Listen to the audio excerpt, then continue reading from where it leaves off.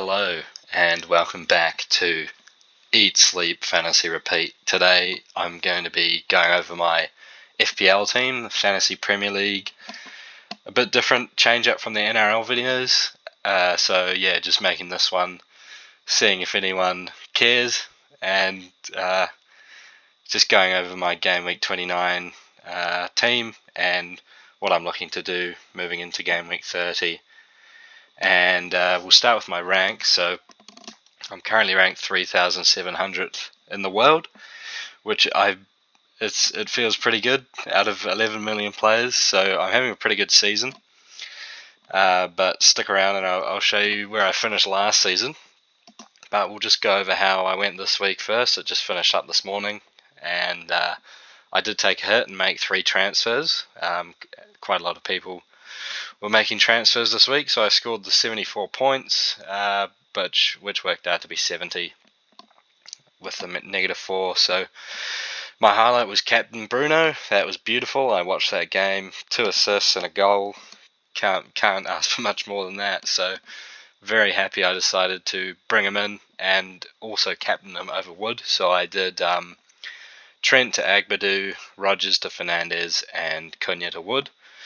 2 blankers from Agbadu and Wood, but that's okay. I wasn't expecting too much from Agbadu. I just had to get a 4 million defender to afford Bruno and Wood. And Chris Wood, it's not the end of the world. If he had have actually scored points, it might have been bad for my rank just due to the fact I didn't captain him. But yeah, in hindsight, maybe going Strand Larsen might have been the call here. They had Southampton, and Southampton just always concede goals, but it is what it is. I move on, and I'll just be happy that I picked one good player at least. Elsewhere, we've got double Everton defence. Unfortunately, their clean sheet got wiped pretty late in the game, but Pickford picks up a save point, and Mikalenko doesn't pick up any yellows, so 2 and 3 points, not the worst. Castagna kept a clean sheet this morning against Spurs, so probably wasn't expecting that, as Spurs usually manage to get a goal or 2. But yeah, Castagna, I haven't actually had to play him much of the season, maybe 2 or 3 times. I've owned him for months, and he stepped up today when I needed him, so very happy about that. And he may be out of the side soon with Tete coming back, unfortunately, but I will be wildcarding in Game Week 31, so that's no worries from me. Timber, 9 points, so that's the clean sheet against Chelsea, plus the 3 bonus points.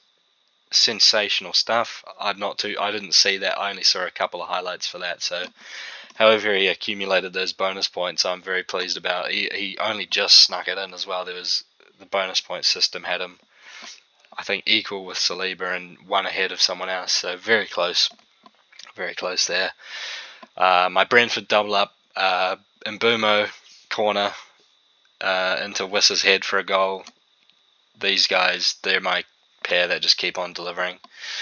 Wissa 8-pointer, that's just really nice, and Mbumo 6 points. It ain't much, but it's honest work kind of thing. He's just someone that you have in your team long term, and he's going to get you those points.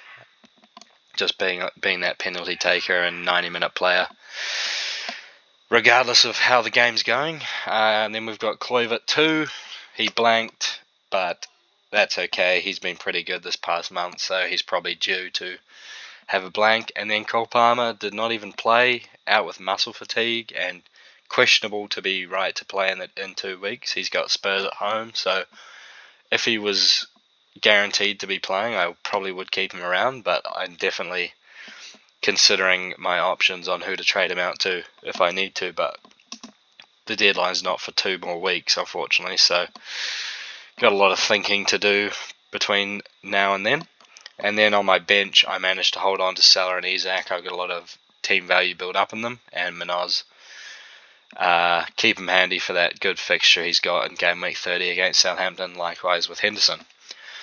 So that's me for this week. I had a nice green arrow.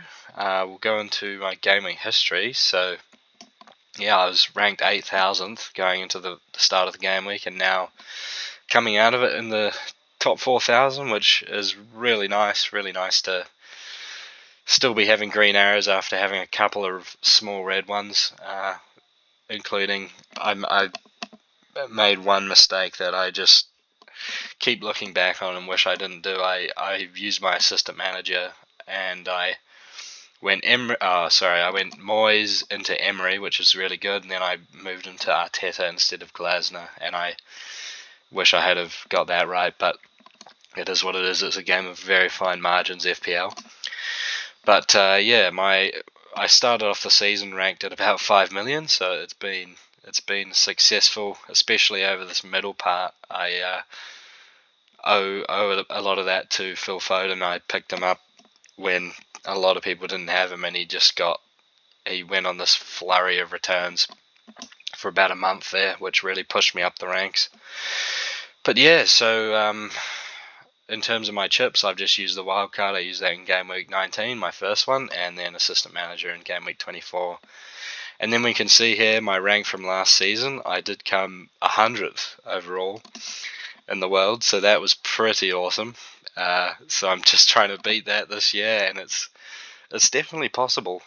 So yeah, this will be my 4th year playing. First year was, first season, what can you expect? And then second season did alright, and then had a lot of luck in this season, I can tell you. So going into game week 30, this is what the team looks like. We've got Henderson in goal, double Palace defence with Minoz, basically playing as a winger, which is really nice. I'm going to have to play Agbadou against West Ham at home because my other two defenders just have disgusting fixtures for a defender. And I can't see any of them having any attacking threat either. So Agbadou it is, and just got to hope they can park the bus or something against West Ham. Got Timber there against Fulham at home. Not too bad of a fixture. We back Arsenal to keep a clean sheet against anyone. Kluivert there, Ipswich at home, very nice, love that, always a chance, on penalties as well. Same for Isak, very nice fixture against Brentford. Mbumo in the reverse, Newcastle at home playing Newcastle at Newcastle is not the easiest, but Mbumo, he's just a guy that you just got to start every week, and he could pick up a penalty anywhere, really, and I've currently got Wisser on the bench, but it could go either way. I could start him over Wood. I think those two are the most likely for me to start on my bench. But Man United at home, who knows how that's going to go? It could be 3-3, 3-2, or something like that. And then I've got Bruno here as well, another penalty taker. I really don't want to bench penalty takers. I've just realised my starting 7 are all on penalties here. Currently got the captaincy on Salah. He actually hasn't scored from open play in 5 games, I believe, but it doesn't feel good taking the captaincy off him, especially when, Isak does seem like a possible alternate option, but taking the captaincy off Salah has just not been good this season. It hasn't really worked out, so it is quite a scary thing to do. And then I've got Palmer here starting against Spurs. I know he's in the extremely bad patch of form, but if anyone can play him back into form, it's probably Spurs, especially when they've got all those injuries, but I think they've got a few players back now. But so my plan currently is to just have this game week. I'll probably just use one transfer, either getting rid of Palmer or possibly trading out Wood, and just doing a 1 week punt. So I'll definitely be wildcarding in game week 31, and then the triple captain, I believe, game week 36, free hit is 34 and bench boost 33. I could have messed that up, but I've got a rough plan of what I'm looking to do there. So just to end off, I'll go over who I'm looking to bring in if Palmer is going to miss the next game. So midfielders, I'm looking at either Jared Bowen, who's got Wolves. I know that would kind of hedge my bets with Agbadou in there, but because Bowen will usually be involved in a West Ham goal, but he's just a steady guy, usually will chip in with a goal or assist. He's had, in his last 6 games, he's had 4 good scores, and he's nailed for 80 minutes, but probably won't be on pens now that, Paqueta's back, so that's one annoying thing. But the other guy I would be looking at, if I click on this, is Sarr or Eze. So they've got Southampton away, and Sa also is in nice form here, very healthy XG and XA numbers. Eze not so much, neither of them will be on penalties if Mateta is back, which it sounds like he probably will be.